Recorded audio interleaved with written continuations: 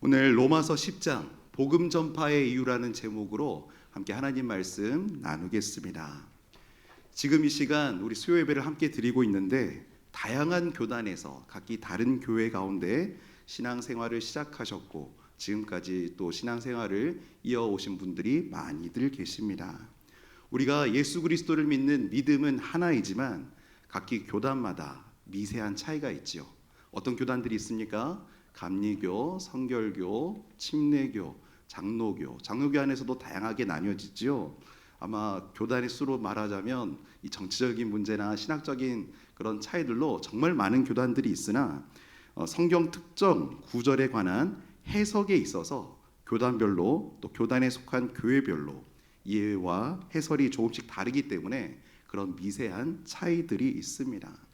우리 교회는 어디 교단인가요? 우리 해운대 제일교회. 이름에서는 드러나지 않지만 유튜브 검색해 보시거나 또는 구글에서 검색하시면 우리 교회 정체성이 분명히 기록되어 있습니다. 해운대 제일 장로교회. 우리 교회 마당에서도 보면 영문 이름으로 분명히 적혀져 있습니다. 해운대 제일 뭐라고요? 프리스비테리언이라는 정확한 우리 교회의 신학적 정체성, 공동체성을 무엇인지를 기록하고 있죠. 우리 해운대 제일교회 대한예수교 장로회 합동측 교단에 속해 있는 우리 교회의 신학은 칼빈의 신학, 개혁주의 신학을 따르고 있습니다. 칼빈의 신학에 많은 영역들이 있는데 크게 그가 정리해 놓은 5대 강령이라고 불리는 튤립 교율이라고 있습니다. 오늘 그 모든 걸 다루지 않고 오늘 이제 케빈 드영의 매일교리 12주차에 해당해서 나오는 그 내용을 나누고자 합니다. 그 튤립 교리 중에 하나인 제한 속죄라는 개념을 바탕으로 오늘 복음 전파에 관한 메시지를 함께 나누고자 합니다. 칼빈이 강조한 대표적 교리 5가지 중 이 제한 속죄가 무엇인가? 단어가 어렵지요. 칼빈이 강조한 교리인데 우리가 다른 언어로 또 케빈 드영의 표현으로 선택 교리라고 기록되고 있습니다. 이 선택 교리가 무엇인가? 신학적으로 이 깊이와 넓이가 어마무시하게 크지만 오늘 이 한 문장으로 이 선택교리를 설명드리려고 합니다. 선택교리가 무엇인가요? 예수님의 죽음은 모든 사람을 위해 충분하지만 실제로는 하나님이 선택하신 사람들을 확실히 구원하시기 위해서 예수님께서 십자가에 죽으셨다는 내용입니다. 속죄가 어떻다는 것입니까? 만인을 위한 것이 아니라 제한되었다는 의미입니다. 좀 의아해하실 수도 있을 것 같습니다. 선택교리를 배웠다면 오늘 또 이 얘기를 처음 듣는 분도 계신다면 오늘 이 문장으로 인하여 우리가 논리적인 반박 질문을 받게 됩니다. 여러분 중에 혹시 이런 질문 들어보신 적 있으십니까? 아니면 스스로 마음속에 이 얘기를 듣고 이런 질문을 품어보신 적 있으시겠습니까? 한번 영상에 같이 한번 읽어보시겠습니다. 하나님이 이미 구원할 자를 창세전에 선택하셨다면 우리가 굳이 전도할 이유가 어디 있습니까? 예수님이 제한하여 특정 사람들을 위해 죽으셨다면 굳이 그렇게 택한 백성들이 있는데 우리가 뭐하러 그렇게 많은 비용을 들여 선교사를 파송하고 또 후원하며 또 굳이 전도할 이유가 어디 있겠습니까? 라고 질문할 수 있겠죠. 케빈 드영은 매일 교리에서 이것을 지적하고 있습니다. 선택 교리를 반대하는 많은 주장 가운데 가장 논리적으로 보이는 주장이라고, 가장 널리 퍼져 있는 주장이라고 그렇게 언급합니다. 이러한 논리 때문에 우리 프리스비테리언, 우리 장로교들은 다른 타교단 성도들에게 많은 오해를 받기도 합니다. 칼빈주의를 따르는 개혁주의 신학자들, 또 그에 따르는 성도들은 복음 전파에 대해서 굉장히 소홀히 여긴다, 또 관심이 없다, 이런 핀잔을 듣기도 합니다. 너 이거에 부정할 수 없잖아 라고 하면서 그렇게 신학생들 논쟁 가운데 단골 주제로 나오는 내용이기도 합니다. 이 어떤 교단에서 그렇게 이야기하기도 하지요. 이에 대해서 우리 개혁주의를 따르는 믿음의 우리 장로교인들은 가만히 있을 수 있겠습니까? 어떤 성경적 입장을 가져야 할까요? 오늘 로마서 10장 말씀을 통해 사도 바울이 설명하고 있는 이 내용들을 통해 우리가 장로교인으로서 또 개혁주의를 따르는 그런 우리 믿음의 성도들로서 복음 전파에 대한 책임과 이유들을 정립하시는 시간 될 수 있기를 간절히 소망합니다. 오늘 특별히 이 내용들 깊은 주제이긴 하나 5가지 주제 질문으로 오늘 말씀을 나누려고 합니다. 먼저 로마서 10장의 사도 바울의 이야기부터 나눠보겠습니다.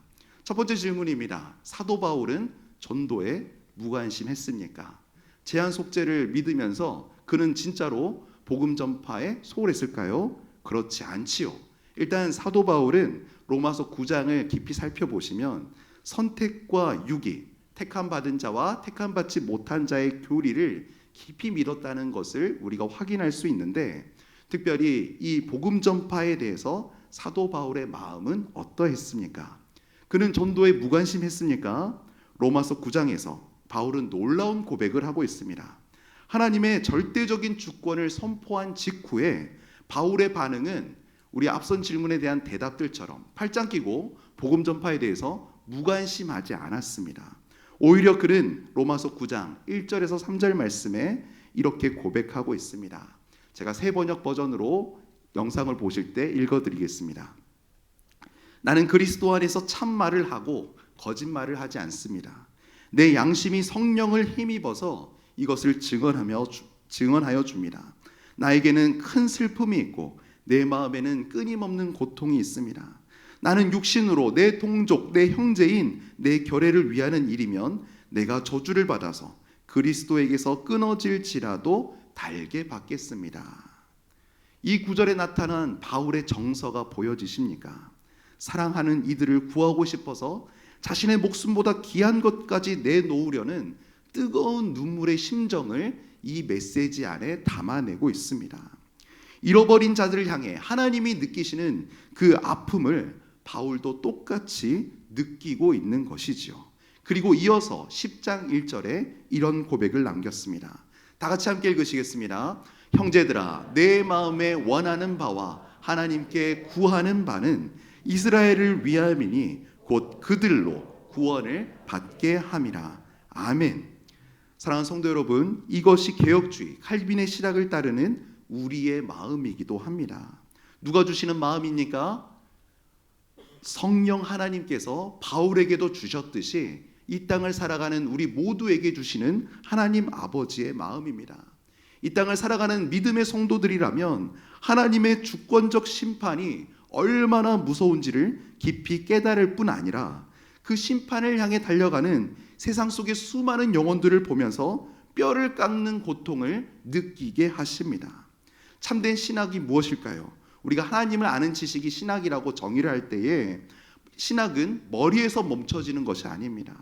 오늘 이 바울이 느껴지는 이 정서처럼 우리도 하나님 아버지의 마음을 닮아 우리 또한 그 죽어가는 영혼을 향한 애타는 마음을 담아내는 것, 다시 말해 머리로 아는 지식이 가슴으로 내려오는 것이 진정한 신학일 것입니다. 케빈 드영의 말처럼 바울은 선택과 유기의 그 모습을 믿었을 뿐 아니라 잃어버린 자들 때문에 마음이 찢어졌습니다. 그들을 진실로 안타까워했습니다. 동족 이스라엘 백성이 진실로 하나님께 구원받기를 간절히 기도했습니다. 사랑하는 장로교 성도 여러분, 오늘 우리가 말씀을 듣고 나누고 있습니다. 우리의 신학적 배경과 지식을 되돌아보면서 영혼을 향한 우리의 열정의 온도는 얼마인지 묻고 싶습니다. 당신의 영혼을 향한 열정은 어느 정도이십니까? 미지근하십니까? 차갑습니까? 우리가 오늘 바울의 고백을 기억하면서 우리가 뜨거워질 수 있기를 소망합니다. 하나님께서는 우리를 흩어지게 만드신 그곳에서, 보내시고 부르신 그곳에서 반드시 잃어버린 자를 향한 시선을 갖게 하시고 애끓는 기도를 시작하게 하십니다. 지난 주일 강단 말씀을 통해 우리는 그 말씀을 듣고 나누지 않았습니까? 광야로 왜 빌립을 보내셨습니까? 그 에디오피아 내간을 만나게 하시려고 했지 않습니까? 한 영혼을 살리시기 위해 흩어지는 역사를 통해 하나님이 그 일들을 동일하게 우리에게도 써내려가고 계십니다. 이제 두 번째 질문입니다. 오늘 로마서 10장 9절에서 10절 말씀입니다. 다 함께 읽으시겠습니다. 내가 만일 내 입으로 예수를 주로 시인하며 또 하나님께서 그를 죽은 자 가운데서 살리신 것을 내 마음에 믿으면 구원을 받으리라. 사람이 마음으로 믿어 의에 이르고 입으로 시인하여 구원에 이르느니라. 아멘. 여기서 바울은 구원이 어떻게 우리 삶에 실제적으로 이루어지는가 두 가지 축을 설명하고 있습니다. 먼저 마음으로 믿어서 어떻게 됩니까? 입으로 시인하게 된다고 말씀합니다. 이것은 단순히 말을 따라하는 그 수준을 뛰어넘는 것입니다. 단순한 지적 동의가 아닙니다. 하나님께서 이 과정을 통해 구원에 이르게 하시죠. 그리고 이어서 12절에서 바울은 이 복음의 초청에 아무런 차별이 없음을 선포합니다. 우리 12절 말씀 영상으로 함께 읽으시겠습니다. 유대인이나 헬라인이나 차별이 없음이라.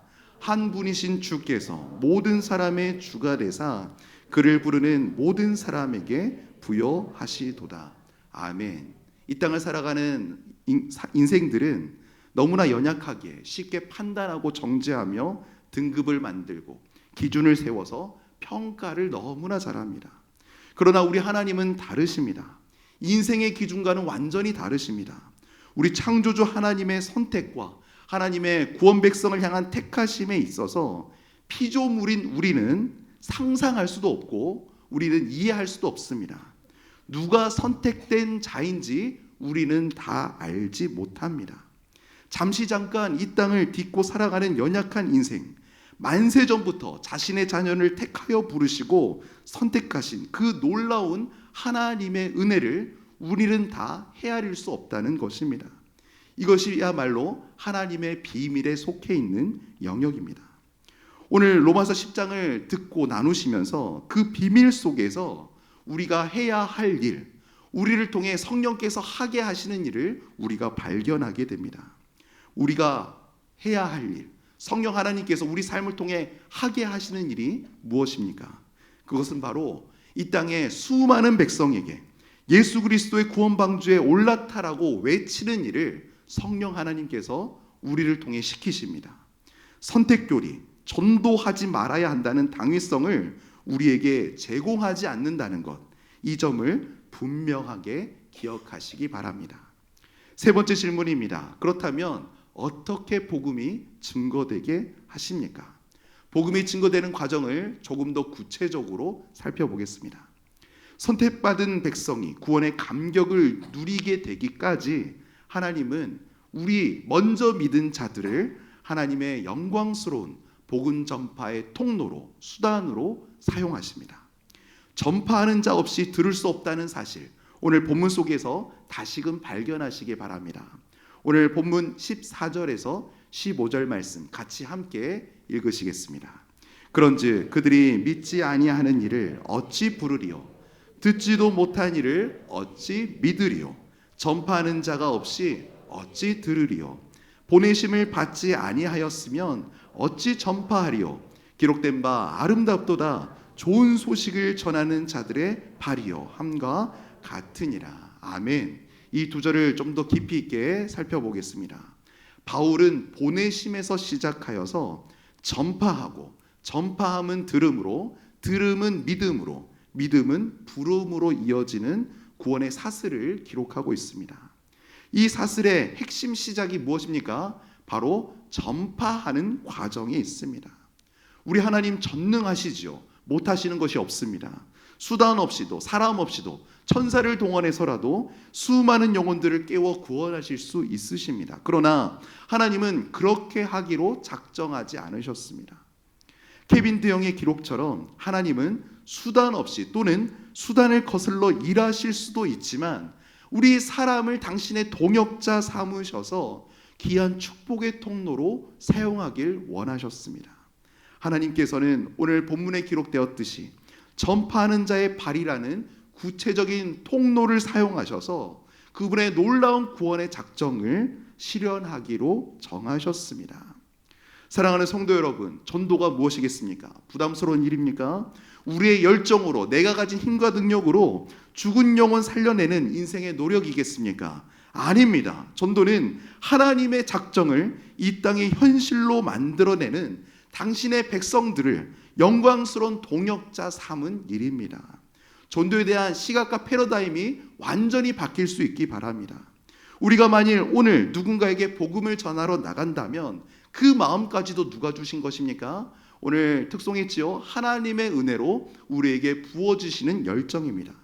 그 열정을 가지고 하나님께서 그 영혼에게 보내셨다는 사실을 기억하시고 이 모든 것 또한 하나님의 주권적 섭리의 증거라는 사실을 마음속에 새기실 수 있기 바랍니다.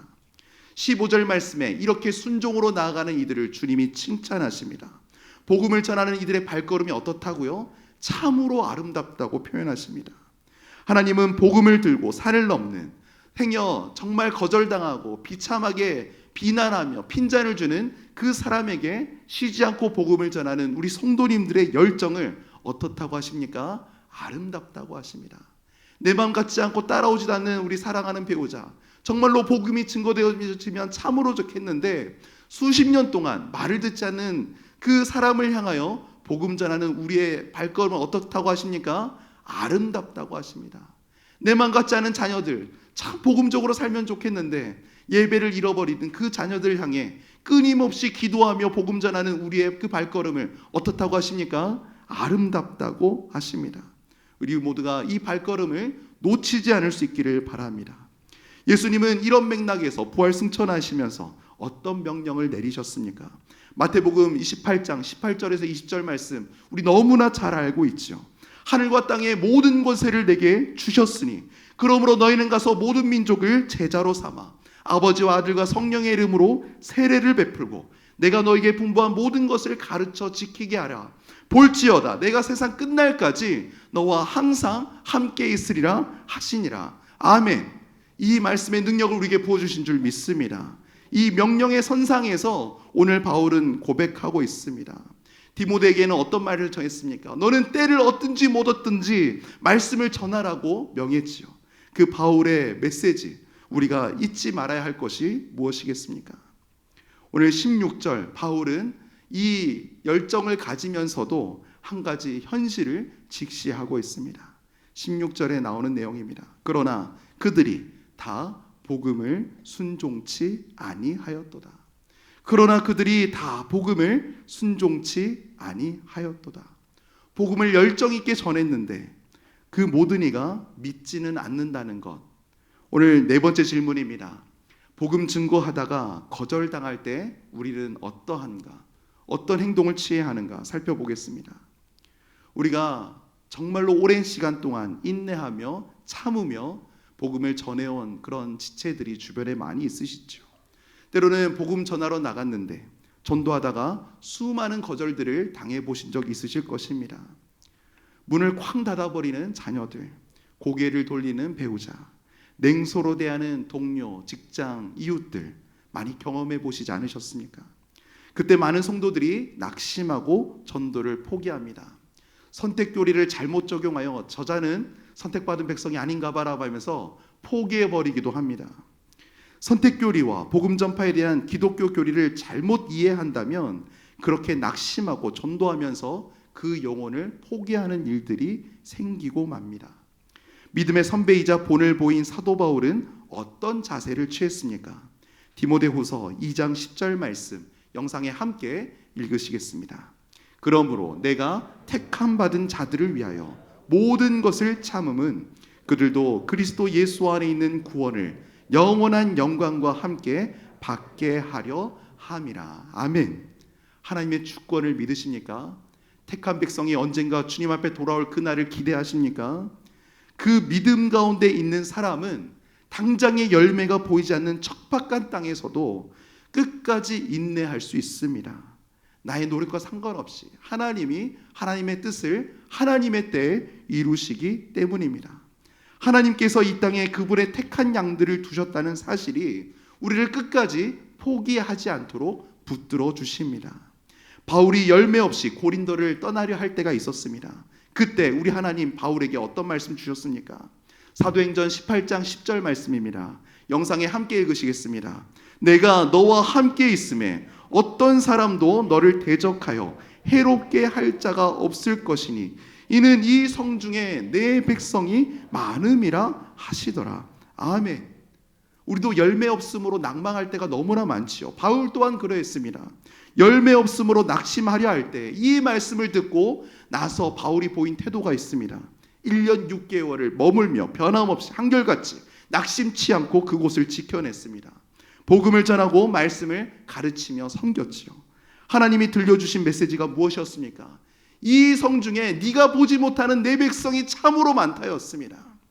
요나서는 어떠합니까? 요나서 4장 9절에서 11절 말씀에 요나가 이 느느웨 백성을 너무나 싫어해서 포기하려 했습니다. 그때 하나님이 들려주신 메시지가 무엇입니까? 내가 이 백성을 아끼는데 네가 과연 포기하겠느냐? 내가 어찌 아끼지 아니하겠느냐 하면서 하나님의 심정의 메시지를 들려주십니다. 요한복음 21장에서는 예수님 말씀하십니다. 베드로에게 어떤 말씀하시지요? 어떤 목양을 해나갈지 모르는 베드로에게 하신 먼저 주신 말씀이었습니다. 내 양을 치고 먹이라 하셨습니다. 베드로는 그 양떼를 향해 나아갔고 복음 전하는 삶을 살았지요. 하나님께서 이미 그 땅에 택한 자들을 두셨다는 믿음이 바울로 하여금, 베드로로 하여금 계속 전진하며 예수 그리스도의 이름을 전파하게 했습니다. 오늘 본문 17절 같은 맥락입니다. 우리 17절 말씀 함께 읽겠습니다. 그러므로 믿음은 들음에서 나며 들음은 그리스도의 말씀으로 말미암았느니라. 우리를 전파하게 하시는 이유입니다. 복음 전파의 과정이 이렇습니다. 믿음은 그냥 생기지 않습니다. 들음에서 납니다. 설교가 왜 중요합니까? 왜 이 최첨단 시대에 계속해서 설교의 메시지를 들려주시는 것입니까? 들음에서 믿음이 자라나기 때문입니다. 들음은 복음의 말씀이 전파될 때 일어납니다. 그러므로 우리로 하여금 전하지 않으면 그들은 들을 수가 없고 그들이 듣지 못하면 믿을 수가 없습니다.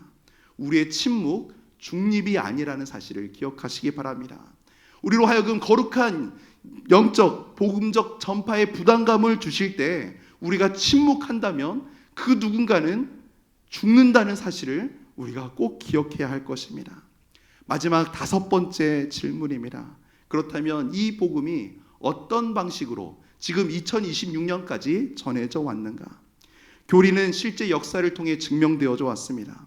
선택교리가 선교를 죽인다. 이 주장은 교회사 앞에서 철저하게 무너졌지요. 현대 선교의 아버지라 불리는 윌리엄 캐리, 철저한 칼빈주의자였습니다. 그가 인도 선교를 지원했을 때 한 선배 목사가 말했습니다. 야, 굳이 너가 거기 가지 않아도 하나님이 이방인을 구원하기 원하시기 때문에 너 없어도 그 땅은 복음화 될 거야 라고 하면서 그렇게 자기 눈에 설쳐 보이는 이 윌리엄 캐리를 말렸다고 합니다. 그런데 캐리가 굴했습니까? 굴하지 않았습니다. 그는 세계 지도를 만들어서 복음이 전해지지 않는 지도를 곳곳을 표시해 가면서 구두 수송공으로 일하면서도 그 지도를 보며 눈물로 기도하였고 실제로 그런 선교적 삶을 살아갔습니다. 그의 마음이 이미 열방을 향해 있었고 주변의 핀잔과 비판에 상관없이 복음의 발걸음을 옮겼습니다. 케빈 드영은 이렇게 정리합니다.